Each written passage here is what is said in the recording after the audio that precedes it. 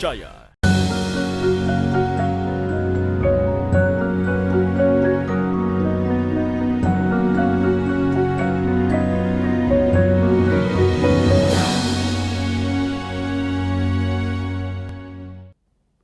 Bismillahirrahmanirrahim.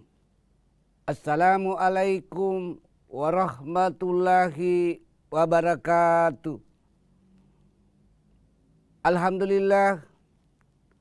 Alhamdulillahirabbil alamin. Wassalatu wassalamu ala asrafil anbiya'i wal mursalin. Sayyidina Muhammadin wala alihi wa sahbihi ajma'in. Amma ba'du. Para pemirsa Kompas TV yang dimuliakan oleh Allah Subhanahu wa taala dimanapun Anda berada. Mari tak henti-hentinya kita bersyukur kehadirat Allah Subhanahu wa taala yang telah memberikan berbagai macam nikmat yang tak dapat dihitung jumlahnya. Sekalipun menggunakan komputer super canggih.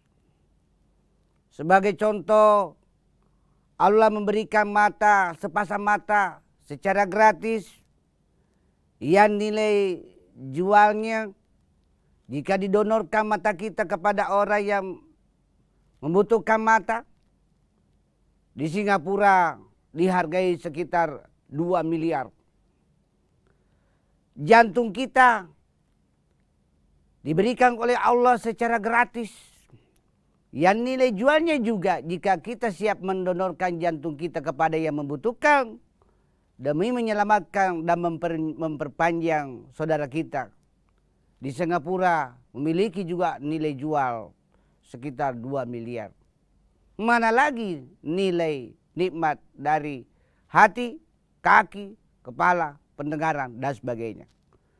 Kesimpulannya, di dalam Al-Quranul Karim Allah jelaskan bahwa telah banyak saya nikmat berikan kepada hambaku yang tak dapat dihitung jumlahnya sekalipun menggunakan komputer super canggih. Siapa yang selalu mensyukuri nikmat Allah, maka Allah akan tambahkan nikmat itu. Sebaliknya siapa yang kufur nikmat, maka siksa Allah amat pedih. La in sakartum la azidannakum wa la in kafartum inna azabil sadid. Quran surah Ibrahim ayat 7. Salawat dan taslim kita kirimkan kepada Nabi besar Muhammad sallallahu alaihi wasallam sebagai nabi yang ditutus oleh Allah Subhanahu wa taala ke permukaan bumi sebagai pembawa rahmatan lil alamin. Pembawa rahmat ke seluruh penjuru bumi, ke seluruh penjuru alam. Hal ini Allah jelaskan di dalam Al-Quranul Karim melalui firman-Nya. Wa ma arsalnaka illa rahmatan lil alamin. Tidak kuutus Rasulku Muhammad sallallahu alaihi wasallam ke permukaan bumi kecuali membawa rahmat ke seluruh penjuru alam atau seluruh penjuru dunia. Oleh karena itu, para pemirsa Kompas TV yang dimuliakan oleh Allah Subhanahu wa taala dimanapun Anda berada, tidak beralasan jika Islam dianggap sebagai agama yang radikal. Untuk kasus-kasus tertentu, mungkin orang Islam yang segelintir atau 1-2 orang yang frustrasi dalam hidupnya lalu melakukan tindakan-tindakan radikal. Itu hanya kasuistik. Tapi tidak bisa digeneralisasi secara umum bahwa agama Islam adalah agama radikal. Karena Allah menjamin melalui firman-Nya di dalam Al-Quran tadi bahwa wa ma arsalnaka illa rahmatal lil alamin. Selanjutnya Rasulullah Muhammad SAW dijamin oleh Allah keteladanan akhlaknya. Laqad qana lakum fi rasulillahi uswatun hasanah. Telah ada pada diri Rasulullah Muhammad SAW contoh suri teladan yang baik. Hal itu Allah jelaskan melalui firman-Nya di dalam Al-Quranul Karim. surat Al-Ahzab ayat 21. Para pemirsa Kompas TV yang dimuliakan oleh Allah Subhanahu wa Ta'ala, dimanapun Anda berada. Pada kesempatan ini izinkanlah saya menyampaikan tausiah atau ceramah agama Islam yang berjudul 4 golongan manusia yang nanti berebut masuk duluan pintu surga. Berebut untuk masing-masing ingin menjadi nomor 1 masuk melalui pintu surga. Terjadilah keributan di pintu surga. Kalau dianalogikan atau kalau dicontohkan atau diibaratkan seperti kasus yang terjadi di kantor Telkom ketika hari terakhir perubahan status handphone dari 3G ke 4G membludak waktu itu, termasuk saya mengantri. Mirip-mirip seperti itulah nanti ibaratnya. Berebutan 4 golongan manusia ini ingin masuk duluan nomor 1, masuk pintu surga. Siapakah keempat golongan manusia itu? Kata Rasulullah Muhammad SAW. Yang pertama, golongan manusia yang mati syahid. Muncul pertanyaan, siapakah yang dimaksud golongan manusia yang mati syahid? Atau siapakah golongan manusia yang dikategorikan sebagai mati syahid? Yang pertama, golongan manusia yang gugur di medan perang karena membela agama Islam. Itu termasuk mati syahid. Sebagai contoh, saudara-saudara kita di Gaza, di Palestina, banyak yang gugur karena menentang kezaliman atau kesewenang-wenangan Israel. Itu termasuk mati syahid. Baru-baru ini kita dihebohkan dan dikejutkan ujian yang menimpa Gubernur Jawa Barat, anaknya Gubernur Jawa Barat, Bapak Ridwan Kamil. Niat dan tujuannya fisabilillah menuntut ilmu, melanjutkan pendidikan ke jenjang S2 di Swiss. Lalu tujuannya untuk refreshing, berenang di Sungai Eren, tapi apa yang terjadi? Allah berkehendak lain, tenggelam di Sungai Eren, itu juga mati syahid. Dengan kata lain, orang yang mati tenggelam di sungai, di laut, termasuk mati syahid. Kita lanjutkan kajian tentang 4 golongan manusia berebut masuk surga setelah yang satu ini.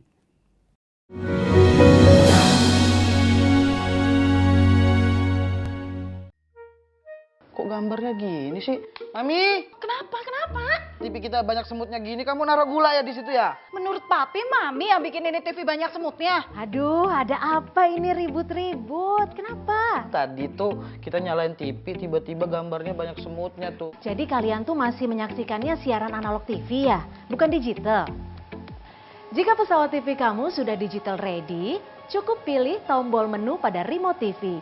Kemudian pilih setting, pilih saluran, lalu auto scan. Mudah bukan? Dengan menggunakan saluran digital, Anda bisa menyaksikan program-program terbaik Kompas TV dengan kualitas gambar serta suara yang lebih tajam serta jernih.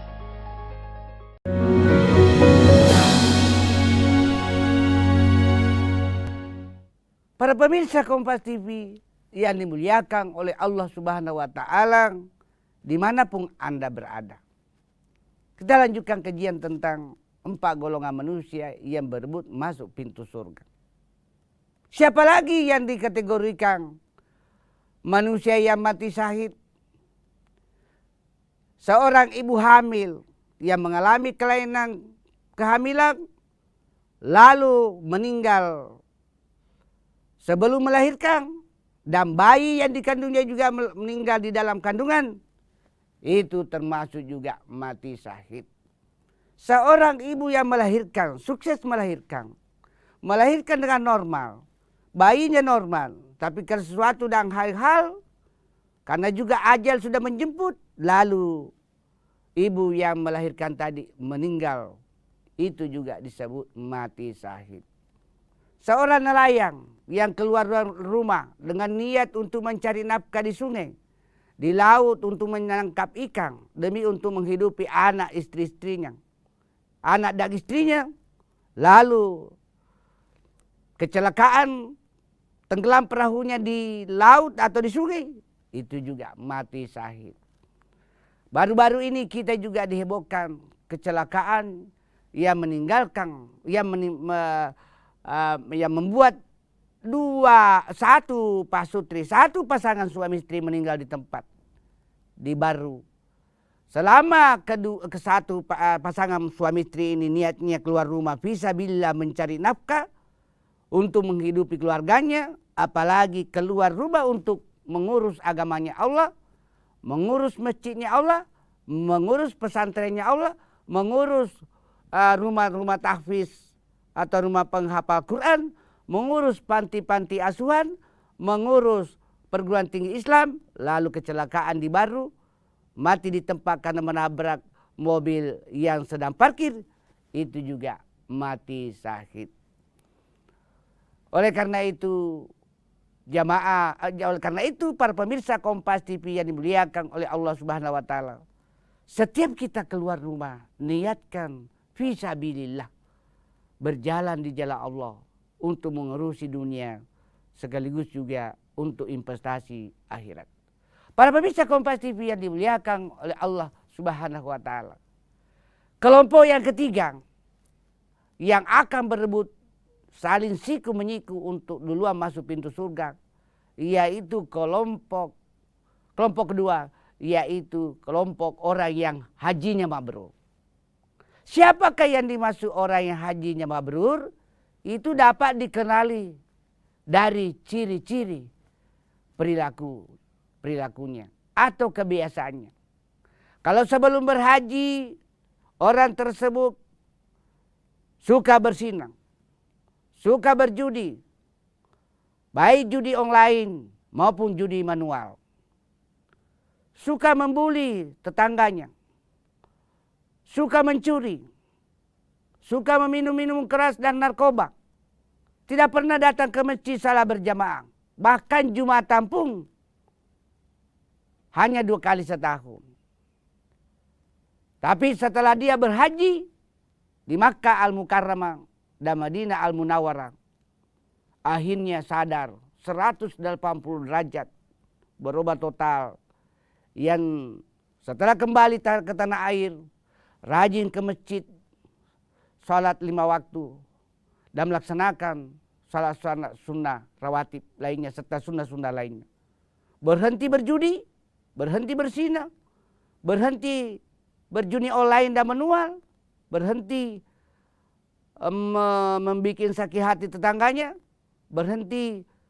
pokoknya berhenti dari semua perilaku negatif, lalu hijrah menjadi perilaku positif. Itu tanda orang yang hajinya mabrur.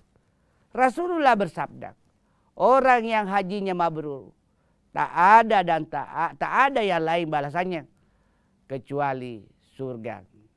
Oleh karena itu, mudah-mudahan para pemirsa Kompas TV yang dimuliakan oleh Allah Subhanahu wa taala, ada di antara kita atau semua yang telah berhaji mendapat predikat haji yang mabrur. Karena Rasulullah bersabda, orang yang hajinya mabrur tak ada balasannya kecuali surganya Allah.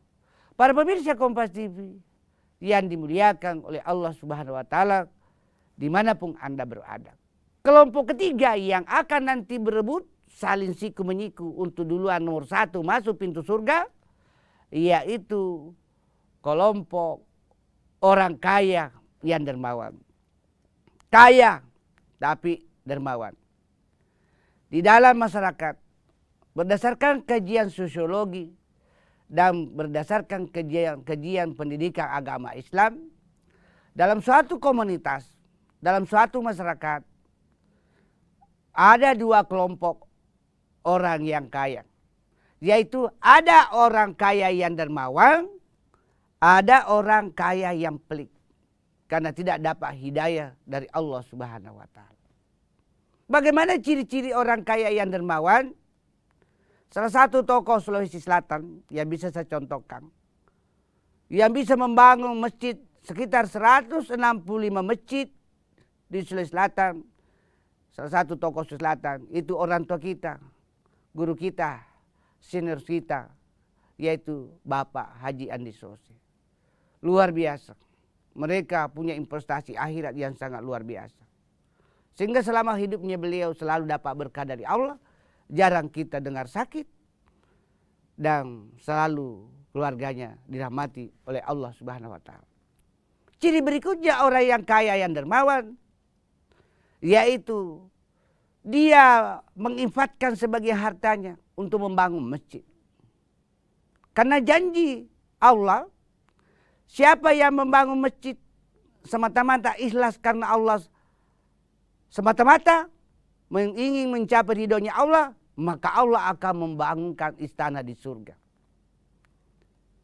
Oleh karena itu, mari kita berfastabiqul khairat untuk menginfatkan sebagian harta kita di jalan ridho Allah dalam bentuk membangun masjid. Ciri lain dari orang kaya yang dermawan yaitu memanfaatkan sebagian hartanya untuk membangun rumah sakit Islam, membangun pesantren, membangun rumah penghafal Quran, membangun rumah sekolah Islam terpadu, membangun perguruan tinggi Islam. Kita lanjutkan setelah yang satu ini.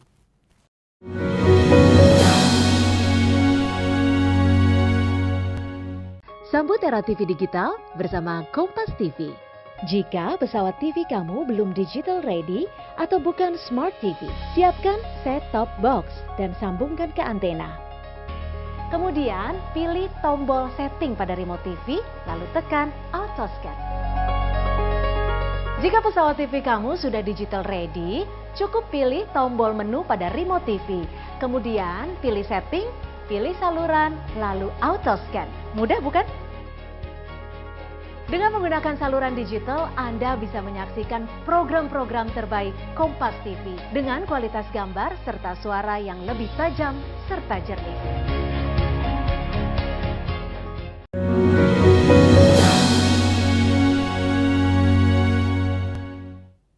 Para pemirsa Kompas TV yang dimuliakan oleh Allah Subhanahu wa Ta'ala. Kita lanjutkan kajian tentang ciri-ciri orang kaya yang dermawan.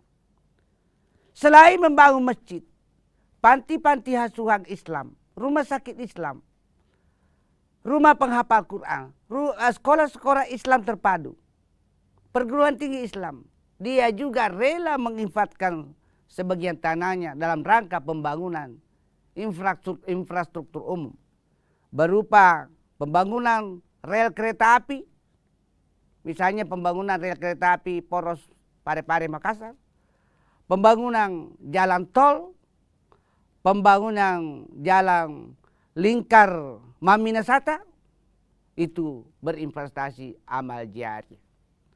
Para pemirsa Kompas TV yang dimuliakan oleh Allah Subhanahu wa Ta'ala, perlu dipahami dan diingat bahwa ketika kita sudah meninggal, putus semua amalan kita. Jika cucu Adam sudah meninggal, putus semua amalannya. Illa kecuali ada 3 amalan yang mengalir terus, sekalipun kita sudah berbaring kaku di alam kubur atau di alam barzakh. Yaitu yang pertama sedekah jariah atau infak jariah, investasi jariah. Yang kedua doanya anak yang soleh dan soleha. Dan ketiga ilmu yang bermanfaat. Para pemirsa Kompas TV yang dimuliakan oleh Allah Subhanahu wa Ta'ala, kelompok kedua orang kaya di masyarakat yaitu orang kaya yang pelit. Orang kaya seperti ini hanya memperkaya diri sendiri, membuat kesenangan secara pribadi dalam skop atau ruang lingkup yang sempit hanya untuk keluarganya. Mereka tidak mau berbagi kepada sesama. Mereka tidak peduli kepada tetangga yang lapar. Mereka tidak peduli kepada teriakan-teriakan anak-anak, anak yatim, anak piatu, anak yatim piatu yang terancam kelaparan. Mereka tidak peduli dan prihatin dengan kondisi kehidupan para kaum duafa, orang miskin, fakir miskin, yang banyak sekarang muncul di permukaan di negara kita dewasa ini. Akibat dampak dari krisis ekonomi. sekedar informasi tambahan kepada para pemirsa. Dalam skala global atau skala mendunia, terdapat sekitar 320 juta penduduk dunia yang terancam mati kelaparan. Di sinilah peranannya orang-orang orang kaya yang dermawan. Dan kelompok yang terakhir yang akan berebut masuk pintu surga, yaitu kelompok para alim ulama, para dai, para daiyah, para ustaz, ustazah, kiai, habaib, mubalik. Ini kelompok yang keempat berebut masuk pintu surga. Ketika suasana menjadi kacau berebut saling siku menyikut tarik menarik dulu masuk surga, Allah mengutus Jibril untuk menyelesaikan persoalan atau kemelut di pintu surga. Dipanggillah satu-satu. Hai golongan yang mati syahid, dari mana kau dapat informasi bahwa orang yang mati syahid berhak dulu masuk pintu surga? Saya dapat informasi dari para ceramah ustaz ahli ulama. Oh kalau begitu, pakai etika dong. Ada gurumu tidak bisa kau dahului. Lalu dipanggil orang yang hajinya mabrur. Dari mana kalian mendapatkan informasi orang yang hajinya mabrur berhak dulu masuk pintu surga? Saya mendapatkan informasi dari para ulama, ceramah para ulama. Oh kalau begitu, tunda dulu. Anda tidak berhak duluan karena kamu mendahului gurumu. Dipanggillah orang kaya yang dermawan, kelompok ketiga. Dari mana kalian para orang kaya mengetahui bahwa orang kaya duluan masuk pintu surga? Saya mendapatkan informasi daripada ceramah ahli ulama. Oh kalau begitu, jangan kau dahului gurumu. Tunggu dulu. Dipanggillah kelompok yang keempat yaitu para kaum ahli ulama. Dan diizinkanlah duluan masuk pintu surga. Namun para ahli ulama, para dai, para kiai, para ustazah, ustaz, para mubalik beristighfar ketika sudah melangkah pintu surga. Dan bermuhasabah, saya bisa mendapatkan ilmu karena ada orang kaya yang membangun pesantren. Saya bisa mengajar lalu mendapatkan uang dalam rangka memenuhi kebutuhan istri dan anak saya karena ada orang kaya membangun pesantren. Saya bisa beli buku dan mengajar di pesantren karena ada orang kaya yang membangun pesantren. Saya bisa ceramah, berdakwah, berkhutbah di masjid setiap Jumat dan acara-acara tausiah lainnya, tabligh akbar, halakah karena ada orang kaya yang membangun masjid. Akhirnya disepakatilah pada saat itu melalui kesepakatan dan dipandu oleh malaikat Jibril, orang pertama masuk surga nanti adalah orang yang kaya dermawan, lalu disusul oleh kelompok alim ulama, lalu disusul oleh kelompok hajinya mabrur, dan disusul kelompok keempat yaitu orang yang mati syahid. Mudah-mudahan tausiah saya pada kesempatan ini ada manfaatnya bagi diri saya, keluarga saya, dan kepada jamaah sekalian. Yang kesimpulannya bahwa nanti di akhirat ada 4 kelompok yang berebutan duluan masuk pintu surga, yaitu kelompok orang yang mati syahid, kelompok kedua orang yang hajinya mabrur, kelompok ketiga yaitu kelompok orang kaya dermawan, dan yang terakhir kelompok orang paling ulama. Namun nanti berdasarkan kesepakatan dan kesukarelaan, orang yang pertama masuk nanti adalah orang kaya dermawan, disusul oleh para ahli ulama, disusul oleh orang haji mabrur, dan disusul oleh kelompok yang terakhir yaitu orang yang mati syahid. Mohon maaf atas segala kehilapan dan kekurangan dalam tausiah saya ini. Hadanallahu wa iyyakum ajmain. Wabillahi taufiq wal hidayah. Wassalamualaikum warahmatullahi wabarakatuh.